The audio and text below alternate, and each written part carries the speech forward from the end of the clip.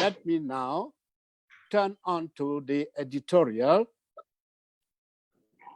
which is ready for broadcast this afternoon. Hello and welcome to the broadcast of this 24th day of November. November 24 is actually the 328th day of the year 2019. That is on the Gregorian calendar.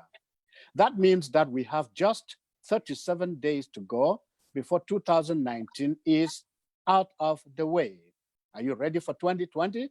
Well, you have to learn how to write 2020. Okay, now, what is our topic? Our topic for this Sunday is health or healthy living and eating, how not to gain weight during the holidays. Yes, we all worried about our weights. We all worry about our waistline. So, did we say food? Did you ever try looking it up in, say, a dictionary? Or did you ever Google food, just F-O-O-D? What was your experience when you did?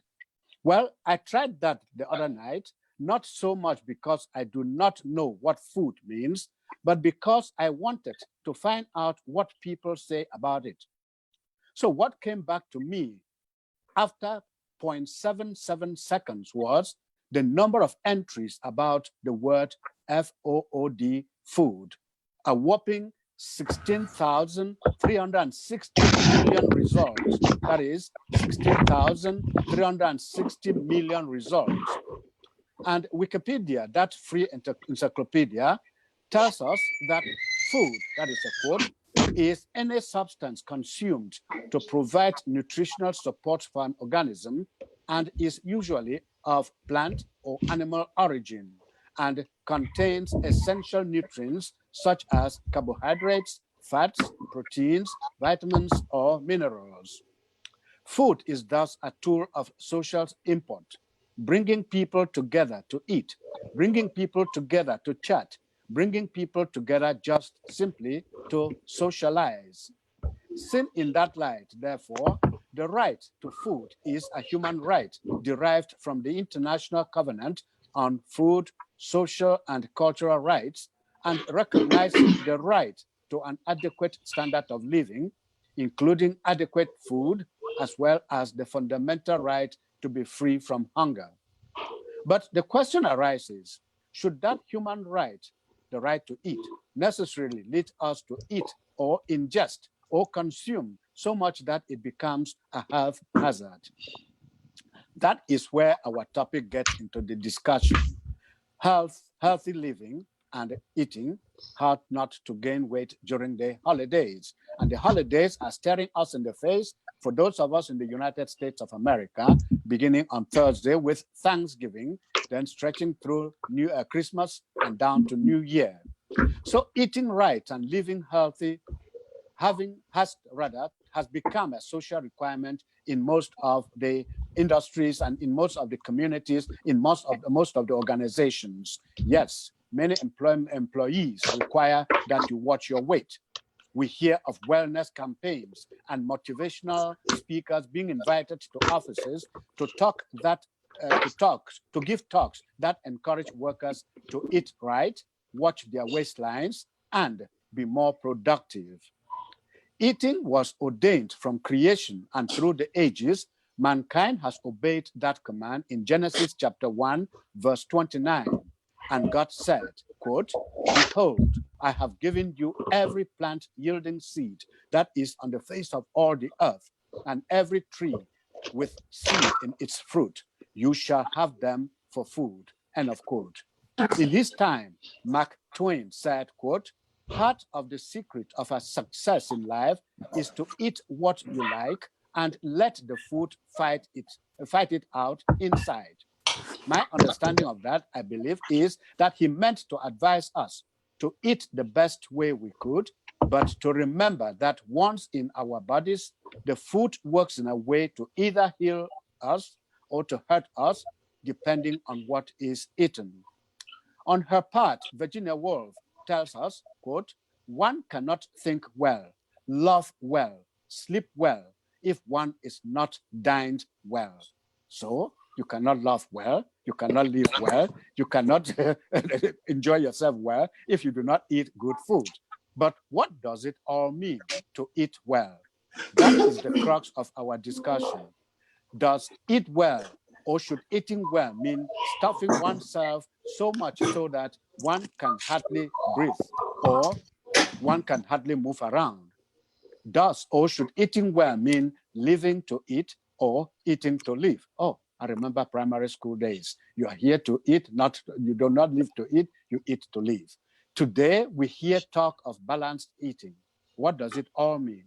As I see it, eating well means eating things that nourish us, eating things that sustain us, and eating things that supply our entire framework with such nutrients as will ensure that we are healthy and strong. Are you doing that? Are we doing that? Have we become such eaters that we no longer remember that if we don't eat the right stuff, we will be in trouble? That said, I think at this point, Reverend Pam, Sister Sylvia, our guest, I hope they will be on the line soon. No, Dr. Tazong is on the line. Dr. Tazong, okay. Good afternoon. Welcome to the broadcast. And here we go. Let us start the discussion. Reverend Pam, maybe you fire the first shot. Or I see Ms. Tazong, please, you can go ahead if you are ready. I know you are always ready anyway. No, she is ready, but I will fire the first shot. Okay, you go ahead. Tazong, and of course, our sister Sylvia is part of the team anyway. Niason, that's your co-anchor right there, Sister Sylvia.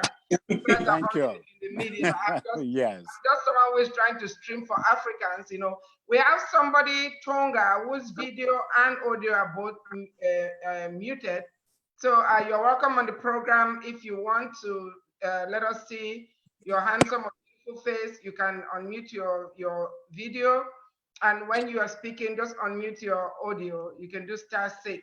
You know, I had to rush. I'm sorry, I barely just walked into the house. You know, I left church late. And our other guest, Dr. Najela, is still in church. So, Dr. Tazong, you can handle it. And you have a ever-ready Sister Sylvia here. Sister Sylvia is originally from Zambia. And there's not something that she cannot weigh in. Participate in, yes. Yeah, so my first question is to Dr. Tazong. By the way, thank you so much for that plethora of information you posted on the forum. I mean, that was a whole encyclopedia. To be honest with you, I have not even read half of it. You know, but I am definitely going to visit it. You know, Thanksgiving, I'm one of those people that love to cook, okay? I think it's because growing up, I cooked my first meal here in the US, so I'm kind of trying to make up. Don't tell me, what were you doing between Cameroon and the United States? I was following my dad everywhere. I was daddy's girl. The kitchen was not my thing. But anyway, I love to cook, and I'm going to be cooking up a storm, you know. And, you know, by God's grace, I will share some videos, you know, before Thursday to help our viewers learn how to do turkey. You know, I think I'm going to be making one of those videos. But, you know, this holiday is coming. And some people tell you don't even try to diet during the holidays, starting from Thanksgiving through New Year. But that doesn't mean we should gain weight. Let me tell you what I'm going to be making for Thanksgiving. In addition to turkey, I'm going to be making banana cornbread, banana red velvet cake. I'm serious. I'm going to be making something I call Palm's Delight. It's dangerously delicious. It's a dessert. I call it Palm's Delight because I don't know what name to call it. You know, and I'm going to, of course, make ndole. Ndole, you know, Sister Sylvia happens to love ndole. But yes, I do. It has a lot of calories because of all the peanuts we put in there, and then on top of it, oil. But I know if you eat it by itself, it's not as bad as if you eat it with, anyway, the only fufu I eat is oat fufu. But Dr. Tazong, knowing the kind of food that we Africans cook, knowing that we use a lot of oil, by the way, I cook only with 2 kinds of oil, palm oil, and I don't bleach it, or extra virgin olive oil, but I don't use it on high temperature because I know it's not healthy. I put it at the end of when I turn off the flames. So knowing what is about to happen starting Thursday, what should we Africans keep in mind when we eat our ndolam? I think I'm going to be making timanambusa, kwakuko, and banga soup. Sister Sylvia, you've not had that. So what advice do you have? Yes, I have. Oh, she has. Wow. What kind of advice do you have for our African people not just those who are here in the US or in the diaspora, but also on the continent, about festive eating. I'm not talking about gluttony, I'm just talking about, what should we do? Keep in mind where we can still indulge in these foods that we love. A lot of us ran away from Africa, but we carried Africa with us because we are still here importing food from Africa, going to grocery stores. So we really, have not run away from Africa. So Dr. Tyson, please help us, because some of us need help. Okay. Good evening, and thank you so much for this opportunity. Can you hear me well? Very well, 100%. Okay, great. So I'm going to excuse myself first because my daughter actually has something in church this evening, and so I'm not going to be able to stay the whole time, but I'll try to give as much as I can before I have to leave. Okay. I know we're focusing a lot on weight, and it is very important, but I want to give a little bit of background to what I want to say. Weight is important, but what is even more important is the piping. I call it piping, your blood vessels. Okay. Because there are people that have the excellent weight, but they have horrible piping. Yes. And they found this thing out too during one of the world wars. There were all these young men who were healthy. I mean, think about military guys who have been well-trained, physically fit, and they went to fight. And when most of them died, they did autopsies and they already found plaque in their arteries. So the piping was not looking good. And that's when the US military decided that they were not only going to commit to physically training these men, but they were also going to try to feed them well. Because if the piping is not good, it gets in the way of everything. As we talked about, and as science and everything is slowly beginning to prove, everything is tied to your piping. Heart disease, diabetes, cholesterol issues, even Alzheimer's and so on, all of those things start with any kind of things that are happening with your blood vessels that is not good. And so while it is important to stay slim because it usually means that you're being careful about what you're eating, it is also very important to pay attention to what you're actually putting in your body. I don't think that the goal of life is to take away the joy of living. And there are many groups of people who live well and eat well without destroying themselves. And I think that's something that we have to start relearning in our culture. We love food. I love food. If I didn't love food, I probably would be a little slimmer than this. We love food, but food doesn't have to take control of our lives. So there's just one simple thing, and it took me a long time to just finally say this is the right thing to do. I knew it was, but it took me a long time to embrace it. And I found a lot of people struggling online too, and I said, everybody has to get there when they're ready. So the whole thing with eating is that if you pick the right kinds of foods, you can eat well and not load up on calories. The whole thing about weight gain is about caloric balance. Nobody has time. I mean, some people do, but I personally hate counting calories. I hate micromanaging unnecessarily. Yeah. And part of counting calories is micromanaging. But if you learn how to eat the right kinds of foods, you can eat them without worrying so much about the calories. So that's why it's really important to educate ourselves on different foods and know what their carbohydrate content is. Our grandparents, and I know that my grandparents, the three of them that I met, they lived to be over 100. They never did dieting. They never had any issues with holidays and so on. They just made it a daily habit to eat well, to stay active and to stay productive. And that's really what we should be striving for. People should not feel restricted, because maybe part of why we overindulge during the holidays is because we feel like we've been tied down all year. We need to learn how to eat right, because what happens to you today is not just because of what you did yesterday. It's a product of many, many habits that you've built over time. Yes. Weight gain is not a one-day thing. If you ate that many calories in one day, you probably wouldn't gain that much weight. But if you're doing it habitually, eventually it will add up. I want to simplify something too. 1 pound is equal to 3,500 calories. So it takes 3,500 calories of food to gain 1 pound. I don't know. I think you can get away with eating. From Whataburger or Burger King. That's right. So you will hit it. A couple of that's the whole point. And so if you eat those kinds of things on a regular basis or pretty often, think about it this way. And every time I eat 3,500 calories, I'm adding 1 pound to my weight. So if you focus on eating plant-based, and I like the fact that Nia Song read this thing from the Bible, because I'm also a Christian, and I know that our bodies work best if we treat them the way God intended.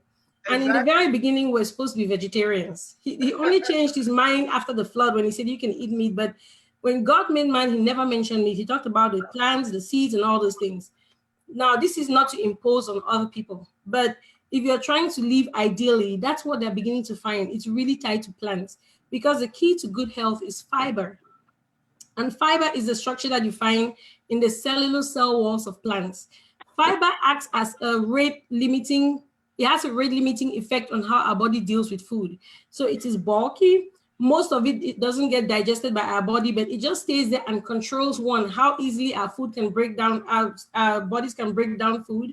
And it also stays bulky so that it holds onto some fluids and it allows whatever is left as waste in our intestines to go out without too much drama. So fiber, I think about it as a delayed release type of it has a delayed release effect on food. Your body has to break down the cellular cell walls to extract nutrients. And in so doing, it has to go through a process. And that slows down the digestive process. It slows down the spikes in blood sugar. That's why when you eat a lot of plant-based whole foods, they still have a lot of their fiber and other nutrients in them.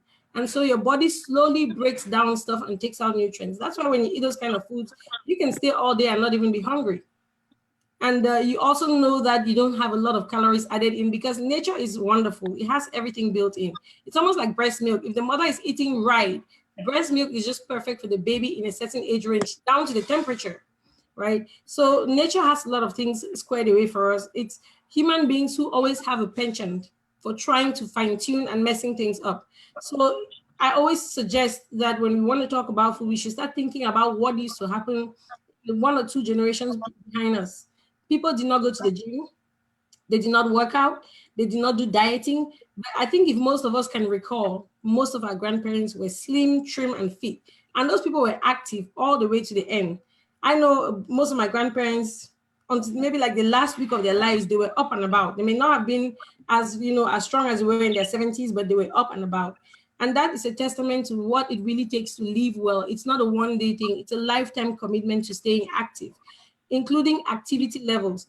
Those people didn't go to the gym, but they stayed active. Just moving up and down, standing, squatting. Those are all range of motion exercises that keep your joints flexible. They keep you moving and they keep you burning calories. So I want us to look at this weight thing. It's not just about food. Food is a very important part, but there's so many factors to it. There's sleep. Sleep affects how your body manages food. If you don't get enough sleep, your body you crave certain kinds of foods which are not good for you, and your body does not metabolize food very well. If you're stressed out, most people when they're stressed out, what do? They eat. When you're upset, you're angry, or you're frustrated, you grab something from the refrigerator, and it's usually not the healthy stuff. That's me. Yeah, I know how it is. So you grab the things that you shouldn't be eating. Stress is important to staying healthy. Also healthy relationships, because relationships can either help bring more stress or relieve stress from your life. So you need to maintain good relationships. Use of substances. And I think this is going all back to lifestyle medicine, 6 areas where we focus: proper nutrition, physical activity levels, proper sleep, good relationships, stress management, and avoidance of risky substances. So I think what they're just doing is going back to what we had been doing in the past that has been lost in translation as we westernize. And I think it's also becoming more of a problem for us because westernization comes with excess. That's really the problem, affluenza. Because all the things that you mentioned, our grandparents used to eat them, but they used to eat them in smaller amounts. Their plates were normally loaded with a lot of vegetables and plant-based foods, and then meats and so on with condiments, even oil. They didn't have oil rolling all over the food, but as soon as we had access to more oil, what did we do? We poured more in the food. So I would submit that we have what it takes to do what we need to do. We just need to step up to it. We don't need to be afraid of the holidays. And I also want to let you know, a lot of people get sick around the holiday season because of overindulgence. I told myself at one point, it doesn't make any sense that you eat so much that you cannot breathe, you can't lie down, you can't relax. That is not good. No, it's not. Yes, and we have to get to that point individually where it doesn't make any more sense. We need to stop treating our bodies that way. Your body is the only house you have to live in. You need to take good care of it. Good. Very important. Now, at this point, Dr. Tazan, I know you want to take a breather. Sister Sylvia, I know you have been listening, and you certainly have your say on eating right, living well, and not getting those pounds. Because Yes, thank you. I just want to acknowledge where it says Miracles iPhone. I'm not sure of the real name, but you're welcome to the program. And after Sister Sylvia, the airways will be yours if you want to weigh in. Go ahead, Sister Sylvia. Thank you, Reverend Pam. Thank you, doctors on the line. As usual, it's always a pleasure to be on this show and to share with the world what we think and also to listen and learn from one another. With regards to food, I think the esteemed doctor is very correct. Portion control usually is the best, I would say the best medicine for anybody, for any of us to avoid gaining so much weight. Now, she mentioned our parents, our forefathers and so forth, for sure. Most of them kept their weight and their health as well because they ate from their own gardens. Yep. In Africa, most of our grandparents either had a garden or had a gardener who did the work for them. 3 to 4 days out of the week, they would eat vegetables. They'll go to their own gardens, get their own vegetables, or even kill their own chicken that's running around in the street. It doesn't have any hormones in it. They'll kill a goat, they'll kill a pig, they'll kill a cow, no hormones. All those were hormone free. Now, all these free range animals too have also a benefit to us. Unlike the meats and poultry and all the other food that we're eating that has been stashed with all these hormones to allow these animals to bulk up and become as fat as ever. And of course, we know as Africans, the fatter the meat, the juicier it looks to us. So we'll be eating all those things that are laced, with all these hormones. So secondly, I also do agree. The exercise part is a very, very intricate part of our health. Okay, I'm one to speak. I don't exercise, okay? I was an athlete once upon a time in my past life. But, right now, we're gonna think about that in the dreams and just remember how we used to run, and we still call ourselves athletes. But anyway, I remember too, when we were younger, even in Africa, Reverend Pam and Doc over there, we used to run around a lot in the yard. Mm-hmm. Water, you go sweep the yard, you go play with your friends, those stone games we used to play, or the bead games, or jump rope, or skip rope. I mean, there were so many activities that we used to do as youngsters. And as a matter of fact, anytime you were outside, by the time you came home, you were thinking of sweat or you were running sweat down your face. Number 2, mama would smack you because you come back home dirty, right? When we were playing, there was nothing of saying, I gotta stay clean. Okay, so my sister was a very clean, plain child, but me, I love my dirt. I love to wallow like a little pig in there. And then when I come back, I get my whooping, I go to sleep, and the following day I do the same thing. Now, coming to the United States of America, we find ourselves, yes, there are gyms there, but how many of us, honestly, how many of us diligently and dedicatedly go to the gym every day? You're paying your $10 a day or $15, $20 a month or whatever it is you're paying a month. It's still money that accumulates. Multiply that by 12 months and you see how much money you have been paying for the gym. We are always gung-ho. When you pay, oh yeah, there's a new gym, there's an Ivory gym, blah, blah, blah. Let's go, yeah, we go once, twice. Next day I have every excuse in the book why I can't go to the gym. Oh, I have this, oh, I have that, oh, I have this, I have that. But then the calories, my belly is always looking like I'm belly full. It's always growing and growing, but backside too is growing. Wait, doctor, let me ask you a question before I run my mouth. What have the growth of the boobs got to do with the food we intake? Because I notice my boobs grow too when you get fat. Let me answer your question really quick, because I'm going to tie it in with something that you said, which was so true. So most of the tissue in the breast is fatty tissue. As you gain weight, your breasts are going to get bigger too. And when you lose weight, you're going to notice your breasts will be shrinking too. So yes, if you just go online and put in structure of the anatomy of the human breast and look at it, when they dissect it, you have the nipple right there, you have the ducts that are going from it, and then most of the stuff that surrounds your breast is really fatty tissue. Got you. Okay, thank you. So that's why. And then another thing that you said, let me just support it real quick. You talked about the free range animals. If you notice, as we are getting more obese, our animals are getting more obese too. It's not just the hormones. Yes. Everybody's getting lazier, even the animals. Those animals back at home, they're running around. Guess what? They're burning calories. They're burning fat. Yes. The animals at home, their skins are very lean. Those cows that are going from place to place. How many times do you see one of those guys who raise cows? How many times do you see an obese one of them? Never. People are always It works for the animals, it works for us. So I was just supporting your point, Sister Sylvia. Thank you so much. So anyway, now that you've answered me, thank you so much. Now I can continue. Yes, I noticed that the boobs grow, but now I do understand that the growth of the boobs also. What about the backside? That too, because we store fat in different places. I'm going to the backside too. People store fats in different places. That's why you have the apple people and the pear people. The apple people store fats in their upper body, which is worse. The pear people store fats in the bottom part and the behinds. And as some people gain weight, you're going to see that blowing out the window. So it's part of the package. Okay. So I need to watch myself. I may be blowing apple and pear both sides. Huh? Oh, Lord. Oh, Jesus. Well, I noticed, let me just put this in there. I noticed that girls who practice sports, especially running, have very small boobs, but the ones that don't have the bigger ones, that the apple ones or the purple ones. Oh, Lord. Pear. Pear. Okay. I don't know which one is which one. Okay. Pear and apple. Yes, that is true. I was just also going to revert to when I was an athlete. I didn't have an atom of fat on my body too, just to go with you, doctor. But what I was trying to say is with us, like the doctor has also explained the bottom part and the backside, sure. The minute we start gaining weight, those are the two prominent areas that will show. And then the love handles too, they just have no shame. They just follow right behind and they stay there and they don't go nowhere. Now, when we are looking at our animals, just like doctor said, and she took the words out of my mouth, the animals that live in Europe and most of these westernized countries, for sure, they are always caged. Very few of them are outside where, like cows, usually, yes, they do give them that, and the horses, I believe, if I've seen some on the roads, they do have a little bit of a free range of walking back and forth, you see, but their food is still controlled by the farmer that's feeding them with hormones. Now, the ones back home don't have that. Maybe a few of them can throw in a piece here of hormone and a piece there, maybe, what do you call them, antibiotics, especially for the chickens. Sometimes they do that.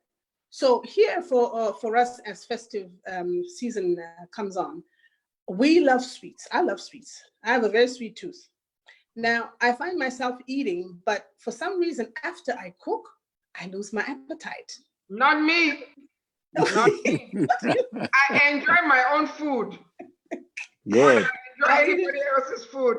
I'll eat it later. I won't eat it right there and then. Right there and then, I'll probably have maybe, just because you have guests in the house. And of course, you have to share the meal. You just can't cook and say, okay, you eat alone and I'm sitting by myself. I do eat some. But the question I wanted to ask the doctor is, when somebody has a sweet tooth, what is the remedy for one to stop? Because I know that sugar is one of the biggest culprits that makes us, or at least helps us, or increases our weight gain. You're absolutely right, because sugar is basically a bunch of useless calories. It tastes good in the mouth, and then that's the end of the story. After that, it's a disaster for your body. Not only does it make you gain weight, it drives inflammation in your body. And by the way, when you guys have time, there's this AARP publication for the month of November. I really liked it. It said we have, and I've known this for a while. I've been reading about it. We've had some conversations about it. It says one of the biggest drivers of health issues is inflammation. And a big part of inflammation is sugar. These simple sugars we're eating. When you eat them, they cause blood sugar spikes. They cause your insulin levels to go up. They drive inflammation crazy. So that's the first part. And then the second part is, as you gain more weight, the fatty cells also cause your body to go into a pro-inflammatory state.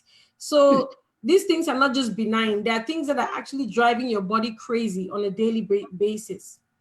So back to your question, the thing about sugar is that it's a cycle that needs to be broken. And one of the things that you may need to do is kind of go, when you swap out what you're eating into more plant-based nutrition, and you need to one that your desire for sugar significantly reduces, because the more sugar you eat, the more you desire it. Sugar is a drug, and that's something I always tell my patients. Yes. It is a drug because it treats your body exactly how other drugs treat your body. You have a craving. When you take it, you have a high, and then you crash, and then you crave more. Yes. And so you have to break that cycle. And the way to do it is to start diverting from those sugar sources. You want to start eating more natural sources of sugar, things like fruits and so on. But once you start eating more healthy and wholesome food, you're going to realize, one, that your craving for sugar significantly decreases. And then when you do get to eat sugar, you're not going to like it as much because you're going to notice the significant level of sweetness. So it's going to be something slow that you work on. You have to, first of all, start eating more wholesome. When you eat more wholesome, you don't have as much cravings. And when you eat more wholesome, after a while, you cannot handle sweet stuff. It really bothers you when you eat it. Wow. Okay. Well, thank you so much for that advice. Thank you. Dr. Tazong, I have a question for you because yes, I know this for you. You have to go to church, but You know, there are all these fake marketing ads. You know, I read everything. My dad used to read everything, even the bottle of water, labels on everything. Yeah. I never used to do that, but I started doing that. There's, you know, most people know that stevia is a healthy substitute, but there's so much fake stevia. There's pseudo stevia, there's stevia plus, all this stuff. I was talking to a relative and she was trying to argue with me. I told her, I said, that stuff you're taking is not stevia. It's sugar alcohol. It's erythritol. And I told her it's not healthy. And she was arguing. I said, have you looked at the label? She could not believe when she looked at the label to realize that, because they call it, I think, Splenda stevia. I said, no, Splenda is in there. It's erythritol. I said, there's a lot of all these things. I said, I said, even the one that says stevia in a raw deceived me too. That thing is not pure stevia. It's not just the Ribena plant extract. It has dextran in there. I said, you have to take something that doesn't have any form of sugar, whether it's sugar, alcohol, or any combination. So I was telling her that the only one that I've come across, and I'm not a shareholder, I'm not trying to endorse their product, but I'm just saying the only one that I've come across is the sweet leaf stevia. That's the one that doesn't have any sugar, alcohol, or any sugar in it, you know. But I want you to weigh on these sweeteners, because a lot of our people get deceived. They just see a name. Everything is about packaging. You see what I'm saying? If somebody has a bad product and somebody has a good product, and the person with the bad product advertises it, packages it well, makes it more attractive, talks about it, and the person with the good product doesn't talk about it, then the person with the good product doesn't have any product. So a lot of our people are being deceived. I don't use sugar. The only time I even use sugar is when there's an event and I have to make something like puff puff or gâteau or something. But when I make puff puff at home, I use stevia. You know, so even pancakes, I use stevia. But I'm trying to stay away from those things, because that's another story, because my body actually rejects those things. But sometimes, because they're so addictive, we eat them, you know, and they're like tiramisu. It's like tiramisu and I were siblings from another lifetime, because at my event in DC in March, that's all I ate. I ate tiramisu. I don't know how many I ate. I didn't eat anything else. I had tiramisu and red velvet cake, which was my favorite cake. So I had the combination. I had a whole bowl of tiramisu. That's how bad it was. You know, but the good thing is that, I mean, I was so busy, so I think I burned some of the calories. But I want you to address this sweeteners, sugar substitutes. All right, ma'am. So it's really hard to talk about sugar substitutes, because one, what you really want to tell people is that we need to break this romantic relationship we have with sugar. First of all, most of those things that we're putting, our body doesn't recognize them. Exactly. Your body doesn't know what they are. And so they actually, I like to always think about things in literal terms. It's crazy, because when they come into your body says, what is this? I mean, you know, and your body is trying to figure it out, and your body is struggling. And so we really have to get to the place where we realize that sugar is not our friend. The sugar that is packaged in our natural foods is more than enough. And as we start making more of a commitment, some of the websites I gave you, and I'm going to try to send some more. There are a couple of people that really do a lot of cooking and they like their sugar, but they get it from the natural sources. Like if you're going to sweeten up the stuff, you may want to consider using maybe bananas or oranges. You want to use the sugars in the fruits if you want to sweeten your foods. And like the stevia thing, okay, stevia is a plant, but by the time they take the sugar out of the plant, it's no longer what it used to be. And that's why the whole point about eating healthy is eating whole food, plant-based nutrition. We didn't say only plants, because some people may never be able to do that, but you want to do plant-based. So the majority of what should be sitting on your plate should be whole, and it should be plant-based. So another way we say it is eat as close to the ground as possible. Too much should not have happened between when that food left the ground and when it got into your plate. And it goes even with oil. Nature has controlled how much oil we get. It's true that oils come in different categories. There are those that are high quality, and there are those that are low quality. But the bottom line is that the oil has been taken out of its natural context. So it's no longer as healthy as it used to be, including olive oil. It's preferable to cook with the olive so that you get a little bit of that oil from the olive. Nature has already limited how much you're going to get from it, as opposed to getting the oil out of the olive. Once you get it, you've gotten rid of a bunch of the nutrients, a bunch of the things that come in the olive plant itself that have natural benefit for you. So if you are going to cook with peanuts, instead of adding oil, let the natural oil in the peanuts serve as the oil that is going to be in your food. Same thing with egusi and all those things. That's pumpkin seeds, because a lot of our people cook with those things and then they're still throwing in more oil. But a lot of oil is extracted from these plants. It's better off to use that plant and start learning to tone down our need for oil. And when you go to a lot of these plant-based whole grain or lifestyle management things, that's what they're pushing for, because that's why we have issues not only with calories but also with piping. Yes. Well, okay, one last question before I hand over to Nia. So, Okay. there is something that we need to talk about. We'll be doing our audience a disservice if we don't address this. I don't think this is such a problem on the continent as it is. Hello? Yeah, Yes. can you hear me? Dr. Dr. Tazan? Tazan? Hello? Yes, Yeah. can you hear me? Hey, Doc. We're hearing you. Dr. Tazan?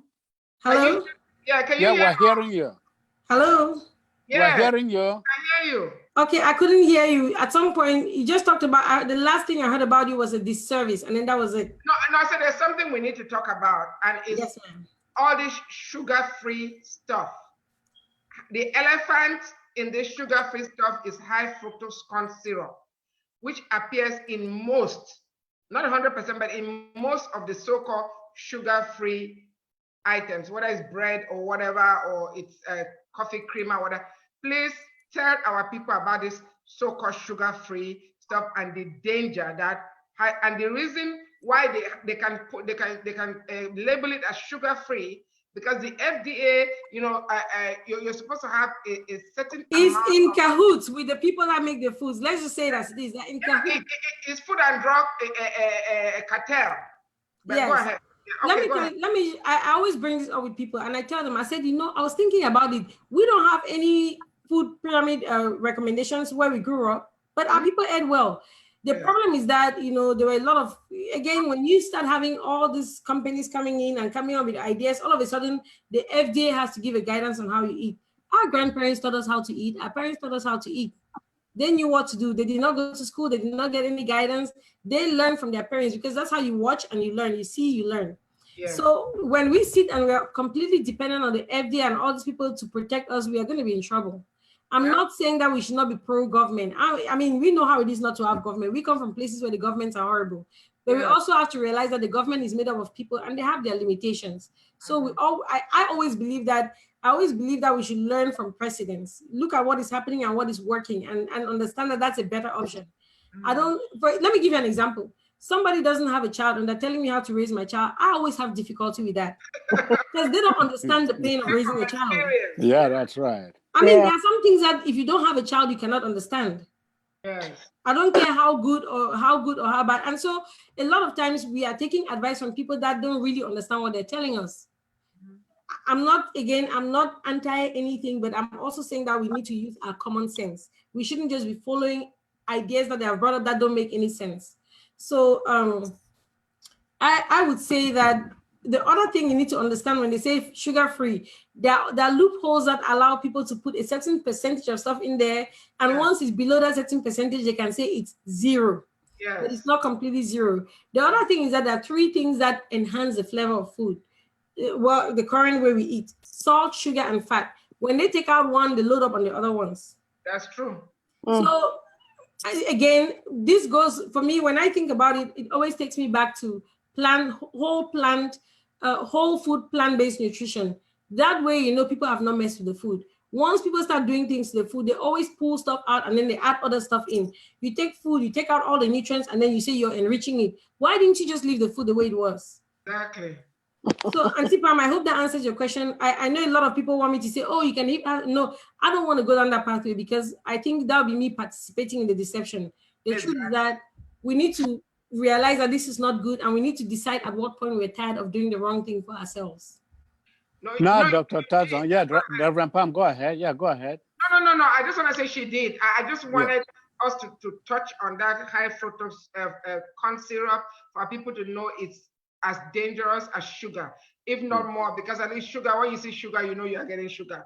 This one, they're telling you sugar-free, but you don't know how many people even knew about high fructose corn syrup, as being such an inflammatory agent that appears in almost everything that you find in our pantry. But I'll let Nias or Sister Sylvia. Yes, I was going to throw this question out there, not just to Dr. Tazan, but to all of us. I've heard so much about vegan. What is it all about? Is it really a way out of the problems that we're facing with eating and getting fat, or putting on the pounds upstairs and downstairs? Upstairs and downstairs. Yeah, so it's basically the everybody's never going to eat that way. We need to remember that human beings live in a bell curve. We always have people that are willing to go all the way out, and then we have most people kind of sit in the middle. But the one thing I want to push forward is that depending on your situation, you need to decide how far you're willing to go. If you don't have heart disease and you're pretty healthy and you're pretty active, you can, every so often play with some of the other things. But if you have active heart disease, you're getting stents, you're getting chest pains, it's time for you to give up a whole lot of stuff, and not give it up as in not living life, but realizing I need to change course. This is not going to work for me. And when you read all the literature, you get all the feedback, all the people okay, let me give you an example. We all know Bill Clinton, which is why I'm giving him as an example. That guy has classic case of coronary artery disease. Yes. But if we all remember, in the past couple of years, we've not heard anything about him getting any more stents, right? Yeah. Because Bill Clinton went vegan. He is being taken care of. One of the doctors that helps him with this thing is Dr. Dean Ornish, who is one of the people I recommended. And he's done a lot of studies. In fact, the only way to stop heart disease definitively and reverse it, and even people that have clogged arteries, is to go all the way vegan. Wow. I see. That's the only way. I have a lot of literature. Sorry? I said stay away from animals. Yes, because animal fat by nature, and I'm sorry that we don't have enough time. If you want to, we can actually pursue this topic next weekend, because I would like to even talk about how animal fat it propagates the development of diabetes and heart disease and all those things, because of the way animal fat is. Animal fats are different from plant fats. And that's why they affect us differently. Just to answer your question, we would and Niason, I think we should do a sequel based on because we need to. There's a lot of things we still need to address. Dr. Tazan, are you going to be available next Sunday? I will make myself available next Sunday. I'm sorry that I have to run. No, that's okay. Yeah. But I want to show you something real quick. Yes. This is one of the books I give to a lot of my patients, and it's on one of those guides, the things I sent out. This is a quick start guide, the plant-based nutrition quick start guide. The other thing I always tell people, because I used to back away from telling people about eating more plant-based, but if you look at myplate.gov, right, that plate that they put on there, 75 to 80% of what should be on your plate is plant-based. We have fruits, vegetables, and whole grain. Whole grain means it has fiber, which is only found in plants. So that means that at least 3/4 of what is on your plate should be plant-based. The remaining 1/4, you can decide if you want to make it plant-based or animal-based, again, depending on your situation. Okay, so, Dr. Tazan, before you leave, we want you to talk about your book before you leave. We want you to talk about the book. Yeah, I want to give you some airtime to talk about that book. Okay, I'm so sorry that I'm in a hurry. I can't even give it all that is due today. Okay, that's fine. Maybe we can do it in next We can do it next week, because next week I'm not going to be rushing to go anywhere. Okay, no problem. Yes, but thank you for the opportunity. And I'm open to, I'm at home this week, so I'm probably going to be able to answer more questions online. Okay, good. All right. And we can follow up next week too. Doctor. Thank you so much. Have a good day. We're going to do a sequel. Yes. Thank you so much. Okay. Thank you. Now, Sister Sylvia, as Dr. Tazan leaves, Sister Sylvia, this question I think I should start from you. Then Reverend Pam will have her input. There is so much talk about the time to eat a meal, especially the evening meal or the dinner, as they call it. So, when is it best to eat your dinner? 5 o'clock, 7 o'clock, 9 o'clock? When is the best time to eat? I had spoken to, I think, about 2 or 3 doctors once upon a time when I really wanted to maintain my figure 8, And the 3 doctors gave me three answers or 3 ranges. The first doctor told me, if you eat between 3 and 8, you're safe. The second doctor told me to eat between 4 and 7. They said I was safe. The next doctor told me to say, make sure you eat before or by 6 p.m. 3 different answers. 3 different answers, and they're all professionals. They're all doctors with medals and stars and everything else, that goes with being a medical doctor. I also, these were actually nutritionists. that I spoke to, not medical doctors, but nutritionists. So yes, what I have found for myself as an individual, because my family, I come from a background with a lot of diabetes and high blood pressure. Mhm. And unfortunately, it runs on both sides of my maternal and paternal side. So most of us have to be very cognizant with ourselves in, trying to streamline what we eat or our intake of certain foods. So I find myself that if I eat after 8, my stomach is so heavy. I feel like a beach whale. I'm so lazy. I feel lethargic. I feel so, I'm just no good to anybody, even to myself. Even getting up to get the remote, it feels like the remote is 10 miles away. I just have to stretch. You understand? okay, But yes, I eat between 6 and 7, top 7:15. I find myself very energetic thereafter. I want to do this. I want to clean before I do this. I want to do this. I don't want to leave the kitchen clean. I even put the remote far so that it gives me that energy to get up and go get it. So personally, for me, as a personal thing, I always want to eat between 6 and 7, 7:15. If I'm running late, like Reverend Pam today, I will, push the food in before I come on the yeah, show. Yeah. I'll eat something before I come on the show, so that, because naturally I'm not a how you call it, a junk food junkie. I don't eat a lot. I very rarely eat junk food. The most times I'll take a piece of candy or gum if I really have to junk. Push come to shove, if I'm traveling, maybe some peanuts, a handful of peanuts, which I also don't like too much. But my main meals are 3 meals a day: breakfast, lunch, and dinner. Breakfast is my favorite, but dinner between 6 and 7. Like I said, if I have to push it, 7:15.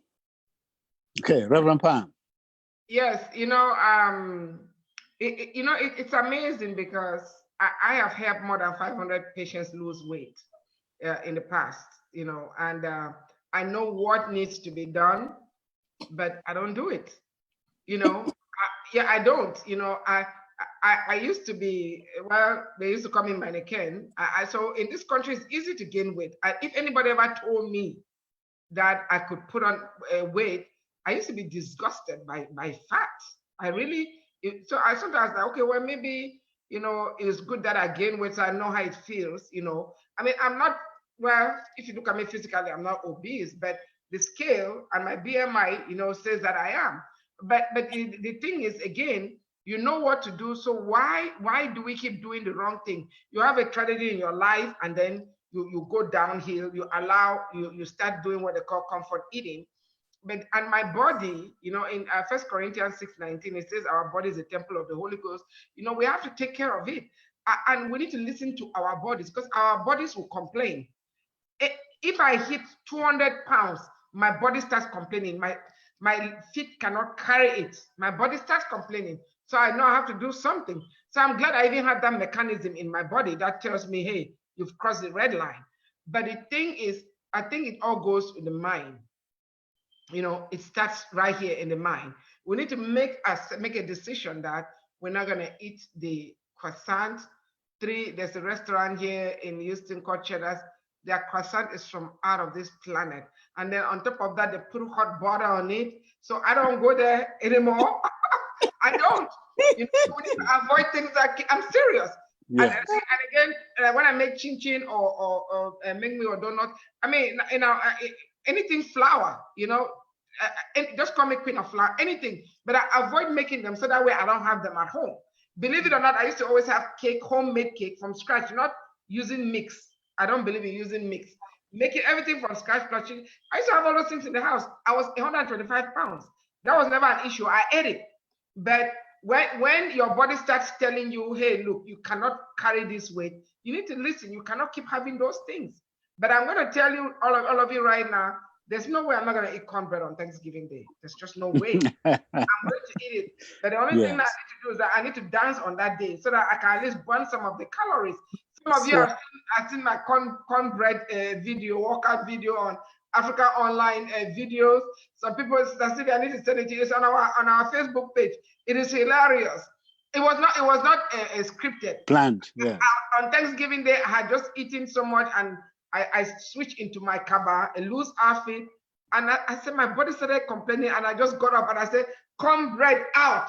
I just started walking out and dancing, and everybody just started laughing about the video. So again, we have to take care of ourselves, because that's us poisoning ourselves. Nobody's putting a gun to our head that we should eat. We are the ones eating it. And what I'm doing now is not buying those things that could be tempting in the house. If you search my fridge, you will not see any bread. Because this is, yes, love bread, but you will not see it. Over to you, Nielsen. This is Africa Online Media Corporation broadcast, and we are talking about eating healthy and losing weight, especially during the holidays that are coming. Now, there is one other aspect of eating well, and it is related to sleep. When should you eat? I mean, when you eat, when do you go to bed? How long? Doctors tell you to go to bed after a certain amount of hours after eating. But some of us, like those of us in the metro area here in Washington, D.C., we party a lot, we eat a lot during those parties, and we come home, and of course, the next thing is to go to bed. So what is good? Should we eat like Sister Sylvia before 7 o'clock, and then dance it out, and then come home and sleep? Or what should we do? Because in this area, especially here in the diaspora, many of us are party goers, and we eat late and we do all those things. Exactly. I was going to say that. Sister Sylvia, before you jump in, I just want to say, recommended is 3 hours before bedtime. Okay. Try not to eat within 3 hours before bedtime. However, like you say, Africans, they go out a lot, eat wakekeeping or parties. People are eating heavily at 2 a.m., 3 a.m. in the morning, and sometimes they don't dance. But I'll let Sister Sylvia weigh in before we go to the top of the hour. Yes. Yeah. Yes. Clear your throat. Yeah, I was trying to clear my throat. I'm sorry. Your video is not right. okay. Oh, Yeah, sorry. I accidentally turned it. I was trying to put the phone down. I was coughing. I was trying to mute instead of. Do you need to drink? You need a sip of water? No, I just did. Okay. Yeah. What I was gonna say is, like you rightly said, when we are younger, we have a lot of energy, and we tend to want to hang out and dance a lot. When you eat after a certain time of the day or the certain time of the night, like Reverend Pam said, 3 hours before you sleep. Now, supposing I eat at 11 p.m. So if I eat at 11, 12, then I go to bed at 2, right? Yes. Now, if I go to bed at 2, I believe the REM sleep that they talk about is recommended between 9 and 3 a.m. Is that correct? Exactly. So you are taking away from your REM sleep, yes. Exactly. Rapid Yes. eye movement, yes.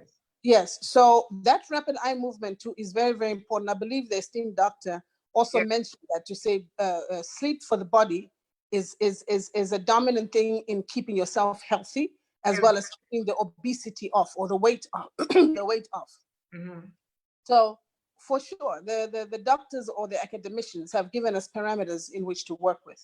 Mm-hmm. But each individual's body, like you rightly said, Reverend Pam, the body speaks to you. Yes. You hit that threshold of 200, you start feeling, even just getting up from a chair, you need a cane to help you up. Yes. You need a crane behind you to come and lift you up to say, now get up and do this. Mm-hmm. Walking from point A to point B, you are tired. So I feel if I eat around 7, right? This is what, for me, as Sylvia, that I put myself on. If I'm hungry between 7 and 11 when I go to sleep, I always have a fruit. Mm-hmm. Now, the reason I have a fruit is, like I said, I have that sugar craving all the time. I love to eat sweets, but I don't like cakes and all those things and donuts, but I just like, candy and gum and things like that. Now, even every little piece of that, of course, adds up.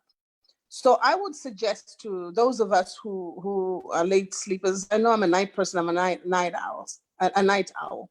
Eat around 7, 8, maximum 8:30, so that by 8:30, 9:30, 10:30, 11:30, you're in bed.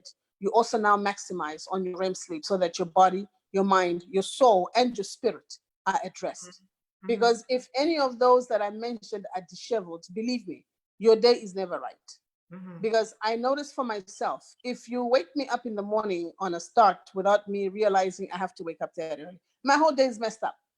I literally feel the food in my stomach from yesterday, from last night, because I have not rested and I don't think the food has had enough time to digest in my stomach or in my body. Mm-hmm. And then you find that I'm very moody, I'm grumpy, I'm lazy, and everything about me is just not right. I'm yelling and screaming at kids for no reason, and I'm nasty to people. Your body tells you, or your body teaches you how to handle it. So eat right, eat in good time, so that you give that food a time to digest. Mm-hmm. Now, those of us who indulge in bedmatics, okay? Yeah, if you eat late and you have a partner to indulge in bedmatics, it might help you. But what about those that don't have a partner to indulge in bedmatics? That means that food will make you feel like a beach whale until the following morning or the following day. Unfortunately. Yes. Well, that said, and we're getting up to the top of the hour, we'll give the microphone to Reverend Pam so that she has her say and then connects with the announcements at the top of the hour.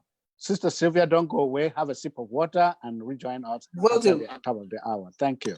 Thank you. I think it's just a few seconds to the top of the hour.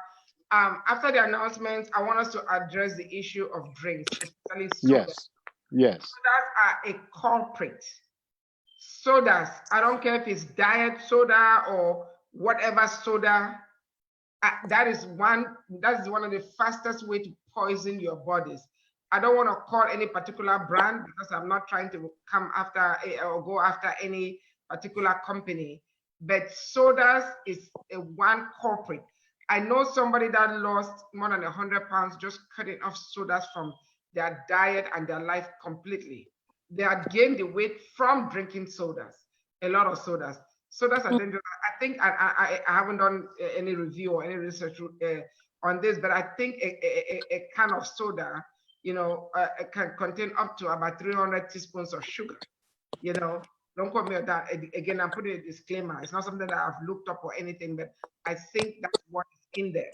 But we're at the top of the hour, and as those of you who are listening to this show or following us live on Facebook, Dr. Tazong requested that we should continue this topic next week. So we're going to do a sequel, and since Thanksgiving is next week, we're going to tie it in with Thanksgiving. So we're talking about maybe Thanksgiving meals, Thanksgiving menu, and also the spirit of Thanksgiving or giving thanks, and how we tie it to our eating habits and and to avoid obesity. So that's what we're going to be talking about, tying in this festive season to eating.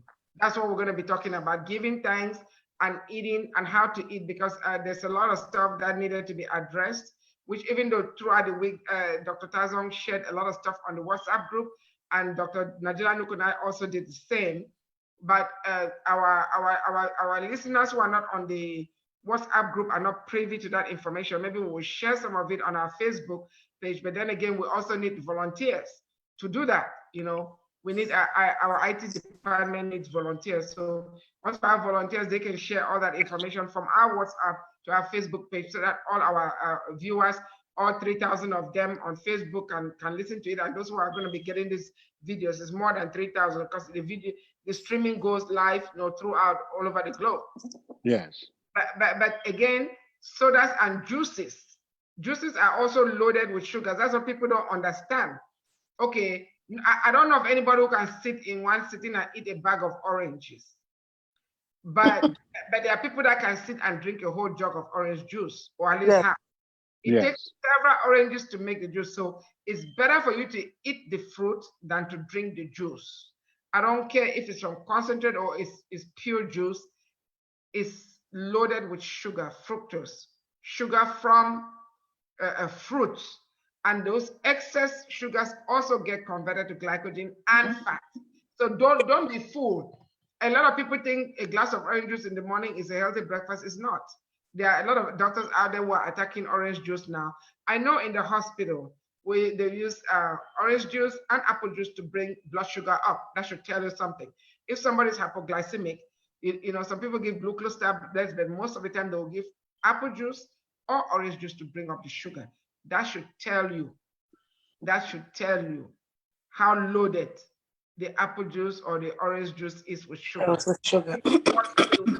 Bring up your blood sugar. Over to you, Nia-san.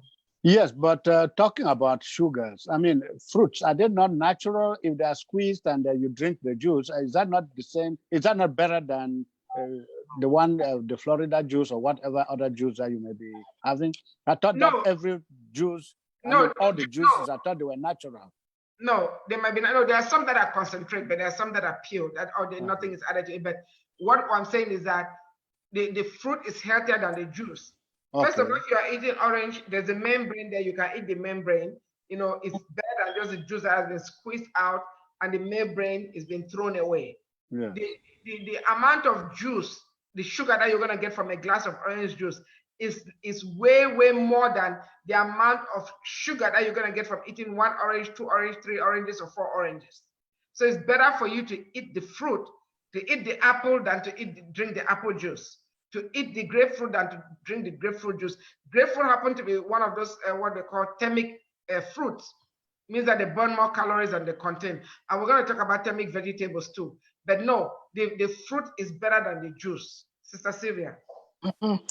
Yes, I tend to agree with you on that one, because if we notice some of us who have grandchildren, maybe even children of young ages today, when you give them juice, they become extra hyper. Yes. They even are more hyper than if you give them a piece of candy. And then you start asking the children, why are they jumping, off the walls? Yes, for sure. I just discovered a fruit called a Pessimon. I don't know if you're familiar with it, Reverend Pam. Oh, I eat it. It's Oriental. The Asian markets have it. Yeah. It tastes like mango. Yeah. I love that fruit. I tell you, I had to research and read about it to make sure that I wasn't overindulging myself. But to my delight and surprise, I find that it's a very, very, very good fruit for the body. And guess what? It's been curbing my sugar appetite too. Good. Anytime I feel like I want to eat candy or I want to eat, something sweet, I quickly run and you know what? I can never eat 2. I always have to eat 3 and 4 and 5 and maybe even 6 nonstop. So it's a very good fruit. It tastes like mango. Yes, it does. Absolutely. So I would recommend that. I think each individual, per your body requirements or per your body cravings and needs, each one of us, I'm sure, can find a fruit. If you're a sugar craver like me. Yes. I just discovered my Pessimon, and I'm looking forward to having my figure 8 Reverend Pam next year.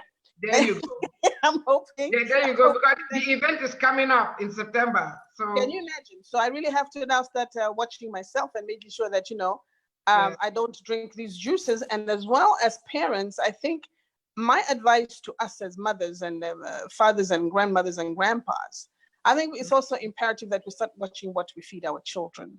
Yes. We are, some of us mothers and fathers, grandmas, whatever parents, we are lazy. It's always mac and cheese every day, mac and cheese and spaghetti and macaroni this.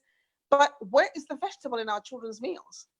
I just discovered cauliflower French fries the other day. To my delight and surprise, my grandbabies were very excited. They were asking me, these are different fries. And me and the mom looked at each other and said, we got you. So now when I go to Costco, I don't care how much I spend on food for them, it's the cauliflower French fries, because they are literally asking for them to say they love them, because they don't know it's cauliflower that is inside them. No, you know something? I have not come across the cauliflower French fries, but let me tell you, cauliflower is being used to replace, there's the rice cauliflower, the Oprah uses it for her pizza. And let me tell you what I like. There's a restaurant, a Lebanese, a Mediterranean restaurant here in Houston called Demasis. They fry the cauliflower. It is so good, even though they do it with a lot of oil. But let me tell you, I have organic cauliflower in my fridge. Guess what I'm going to do with it? I'm going to make pap. I don't know if you guys have pap in Zambia. Yes, we do. What I'm going to do is I'm going to steam it with almond milk. I'll sweeten it with stevia and of course pepper. I put pepper, I love pepper. And I'm gonna eat it with, I drink it like pap. That's how I'm gonna eat it. The cauliflower. It will look like pap, it will taste better without the carbohydrates. So cauliflower it's being incorporated in a lot of dishes. A lot of people are using it to replace carbs, even rice. So yeah. I'm excited about that French fry thing. You say it's a I'll take a picture of it for you and I'll share it with you. No, I'm having family over. I'm gonna get some for my nieces and nephews. Yes. So thank you for sharing that. Cauliflower fries. I just made, I've never loved cauliflower. I've never liked cauliflower. When these grandchildren said they like these cauliflower fries, I went to the store and I bought me a cauliflower. You know why I've never eaten cauliflower? Once upon a time, I was looking, all this nonsense we send each other on the internet, back and forth. Somebody sent me a picture of the cauliflower and it was held like that on the back. Imagine you looking at the back of the cauliflower and there was a snake coiled inside. Oh, no. So that just, it gave me the heebie-jeebies to it. Every time I look at cauliflower, Yeah, that's the first thing I would think. And some of those things might be fake. They might not even be true. And that is so very true. Yes, but I'm just saying, for me, it became a phobia, and I would look at. Yes. Yes. But yes, so what you're saying is it true? Because somebody sent me a picture of a snake in a toilet. Let me tell you today, I don't sit on a toilet without examining a toilet. I do that very too. Important, very important. And I don't leave my toilet seat up. I close it. Yeah. Just because from that was like a couple of years ago. That is correct. Yeah. So I went and I bought cauliflower 2 days ago, and I concocted my own recipe. Believe it or not. Now I'm a cauliflower freak. Everything for me is cauliflower. This cauliflower, that. They have an orange version, they have a purple version, then they have the white one. Yes. Okay. Yes. Okay, Yes. talking about fruits, my favorite is banana. How good or bad is a banana in the morning or during the day?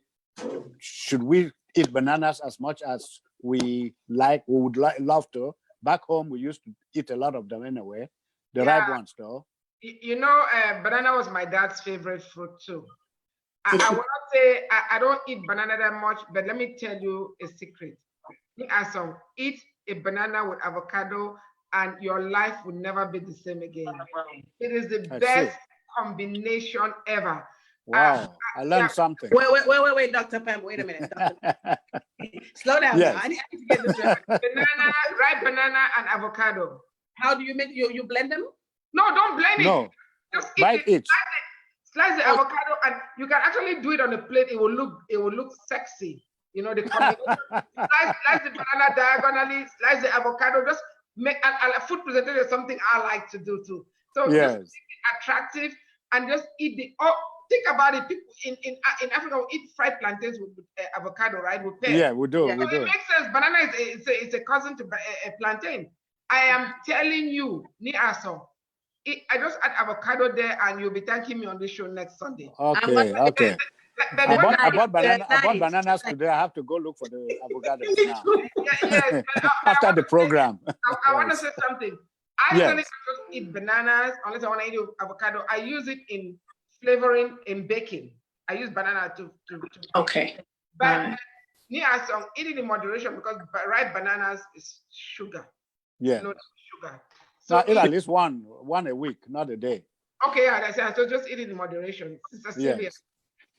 Yeah, and Dr. Pam, you know, have you heard of this new air dry fryer that they talk about? I have it. I've owned one for 2 years. Let me tell you something. It is delicious. I was gonna tell you that French fry, make it in the air fryer. That's what That's what we put it at. I use the air fryer, you know, and believe me, it tastes, even when I do chicken there, it tastes better than chicken that was fried in oil. I do fish, you can actually bake in there. I actually roast ripe plantains in it, you know, because in Cameroon, we have a dish, I don't know where the origin is, but they use roasted plantain with palm oil and pepper. It is so delicious. So I make it in the air fryer. Yes. The air fryer, I will endorse it. I'm not mentioning any brand, but I do own it. I've owned one for 2 years. Well, Reverend Pam, you may want to post a picture of that for our listeners, for our watchers, for our people, so that they may not know what it is, but if they see it, they can Google it because, you know, there's something called in commercial, I think it's a product labeling or something. Yes. Advertising without their permission. Okay, all right. And not even that, you know, these people need to pay me to advertise their business. They won't do it. They need to make I can't even share my cauliflower fries on this forum either, right? They need to sponsor the show. So if they're going to sponsor the show, Africa Online has bills to pay. If they're going to sponsor the show, we will showcase their brand. That's right. Sylvia, you know, everybody get us some sponsors for this show. That's right. By God's grace. Talking about eating well, losing weight, but how come food and weight are so related? I mean, why in the modern age? I know that we would say that we blame ourselves because, like for us in the diaspora, we do everything in the car. We no longer walk. We no longer exercise. Yes. So I think some of those things are taking a toll on us. But then for the man in Africa, I went to Cameroon in 2015, and I found fat people where there were none. I found people with weight who had put on weight where there were none in my days. So what is happening? There's been a transference. There's what I call a transference. You know how when you're back home in Africa, anything that is foreign is good. You know that. So unfortunately, if you go to ShopRite today, and unfortunately I have to use that because it's very dominant. And I know Reverend Pam says no advertising, but I'm just using it for an illustration's sake. Because ShopRite is in almost every African country that I know, that I have been to. I'm not sure whether all the 54 African countries house ShopRite, but the ones that I've been to do have ShopRite. The minute I go to ShopRite, they do have a section for African goods, so to speak, right? But very rarely will you find us, the owners of the products, buying those things. You find the white people are buying our product. We all gravitate and run to the balonies and the cut this and the this, that, and that, into the doesn't all. So you find that all of them now want to be so westernized in what they eat. We are forgetting about our own healthy, sweet, delicious cassava, fufu, and all that stuff. Exactly. So when they buy that stuff now, if it's either one, they know how to prepare it, or two, they don't, and they have to read on the back of the package, to see the instructions of how to cook that thing. Now, like Reverend Pam said, we indulge ourselves in so much oil. Mm-hmm. We don't take note of which oil we are cooking with. So long as in Africa, as long as it's oil, you pour it. The more oil you have, the sweeter your food. So we are looking at ourselves also to blame as let's call ourselves international travelers. When we go home, what's the first thing you do? You want to buy foreign things for me, even your own foods. I do take foods with me when I go home. I'm not going to lie about that. There's some certain things, certain foods that I can't do without, that I know that if I go there, it's either a problem or they're not there. So I'll pack those things. Now, do you honestly think that when I go there, whatever juicy, delicious foods I brought, I'm going to eat by myself? No, I will share even with the family. Then the next thing is I'll be sending them drums of the same whatever food that that we have been getting from here. Now, some of our people back home, there's a drink in Zambia called kachasu. I think in Nigeria they call it kai kai. These palm wine. It's in Cameroon too. No, there's not palm wine. It's a fabrication. What is kai kai? It's home fabricated some drink. It's a drink that's made of maize corn, fermented maize corn, and it's a very, very thick drink. Reverend Pam, when you go to Cameroon and you are in Victoria, go to Down Beach and ask for mbu. It's not mbu, actually. It is something similar, but it's different. It's very, very alcoholic. It is highly inflammatory. Reverend Pam will not be asking for it. Sister Sylvia, go on. No. I don't want for you to know what it is, not to drink. So that's drink, right? Yes. Like in the southern part of Zambia, let me talk about the SADC nations. This is where I saw this drink, because it's part of our heritage. And I've noticed that most of our people, especially our parents, even us now, our generation, we drink a lot of that stuff. It is so thick. Imagine pap, Reverend Pam. Imagine pap, but the pap that you make is very smooth to the taste. Yes. Imagine if you pounded maize, right? And then the maize was not very fine. And then you have to chew. Oh, I know what you're talking about. It's kwacha. That's right. That's kwacha. I know it. My aunt used to sell it in That's kwacha, yes. Okay. Yes. So now what they have done now is they've made the kwacha in two variations. There's a non-alcoholic kwacha, which is flavored by strawberry, chocolate, vanilla. Can you imagine? They have flavored them now. So our children can drink all that fatty, whatever that is in there. Then those of us who go to this country, roadside bars, that's the cheapest alcoholic drink you can drink. So imagine they buy them in buckets. A person will finish one bucket of that kwacha. Oh my God. Now, can you imagine how heavy that is on the belly? They haven't eaten anything all day. And then they're going home and they go and sleep on that kwacha. First thing in the morning, they want to eat fufu. Very heavy fufu. Or jima, or whatever it is. And again, the thing begins. So it's becoming a vicious circle for our people, because one, they don't have jobs, or two, we are retired now and we have nothing. We don't go to work. We don't walk to the bus stop. We don't go to the market. We don't walk to go to the farm anymore, because most of us have left the farm area. We're in the cities. We don't walk. Yeah, that's true. And I'm also guilty of that. I don't walk that much, but I'm just saying, even the people back home, it's the same thing. Okay, we have Miracle back. Miracle, can you hear us? We have Miracle's phone. I'm not quite sure. It's showing us. Let the Miracle. person turn on their video. I mean, their audio. Their audio is on. Their audio is on. Okay. Let them speak up so we can hear them. Keep going in and out. I'm not sure they're having technical difficulty, but I want to say something, Sister Sylvia. When I go home, I don't carry any food from here. Let me tell you what I eat when I get to either Nigeria or Cameroon. First thing I want to eat is Accra Beans. You know, it's fried. They call it in oil anyway. In oil. In northern Nigeria, Kose.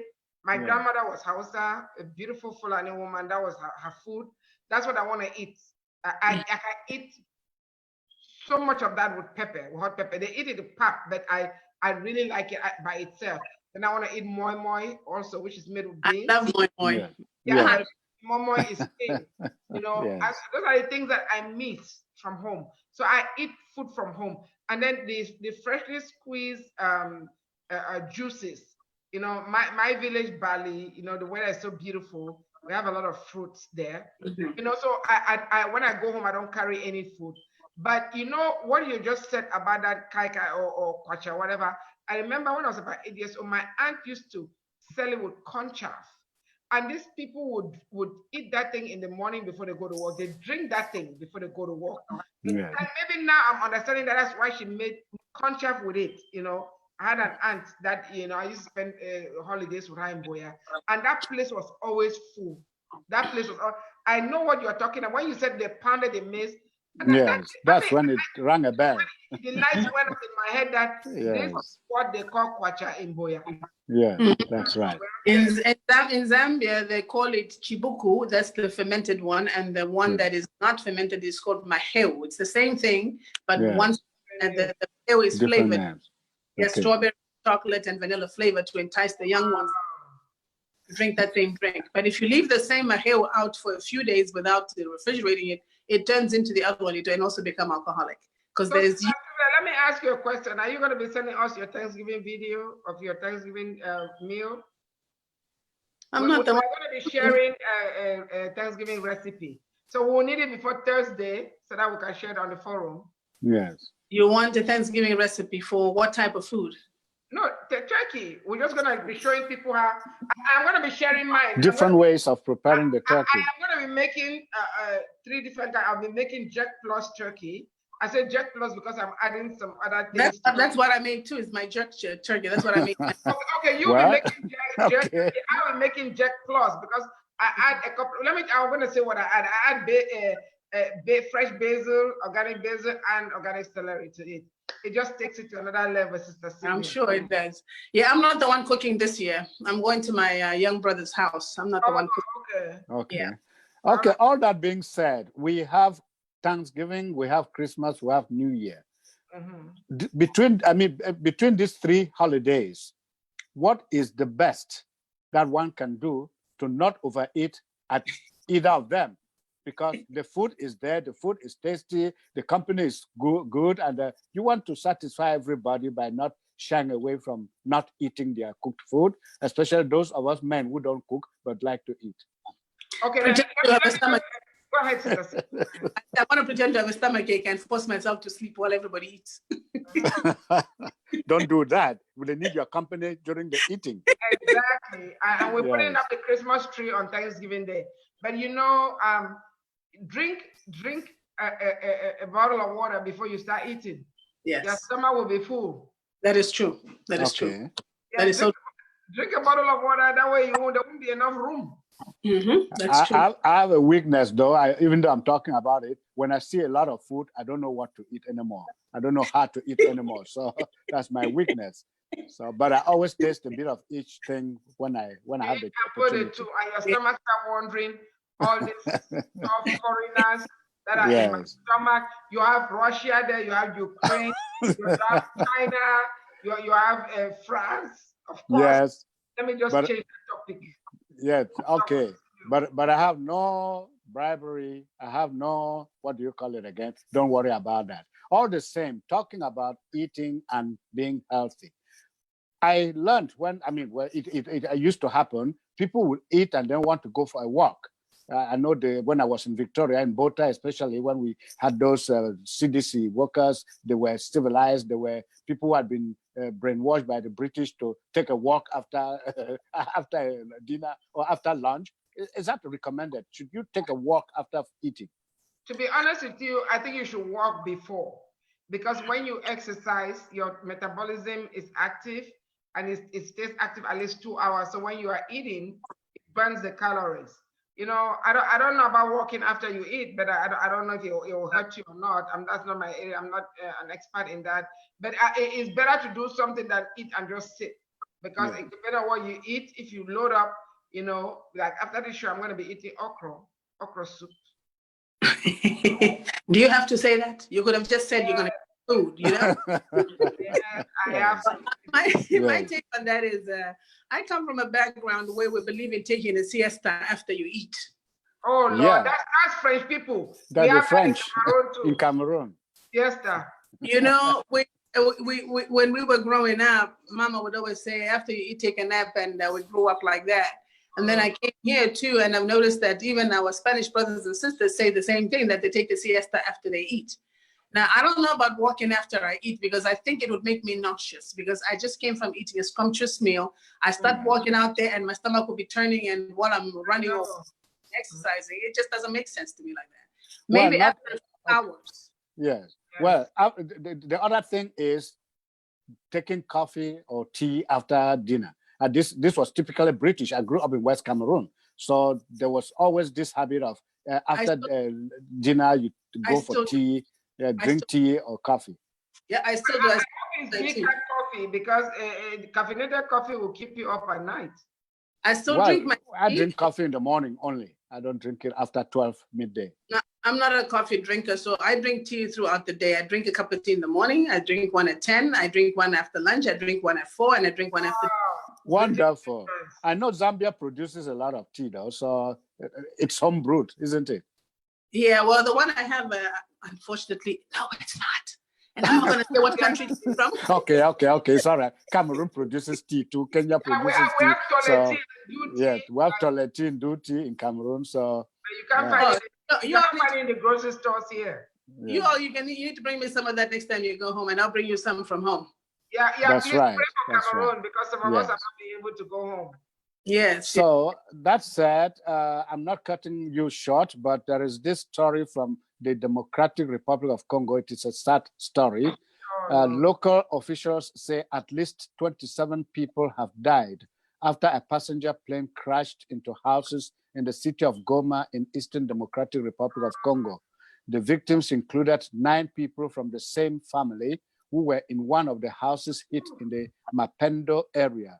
The small aircraft went down shortly after taking off from the city's airport this Sunday morning. The cause of the crash is still to be determined. The plane was carrying 17 passengers and 2 crew members.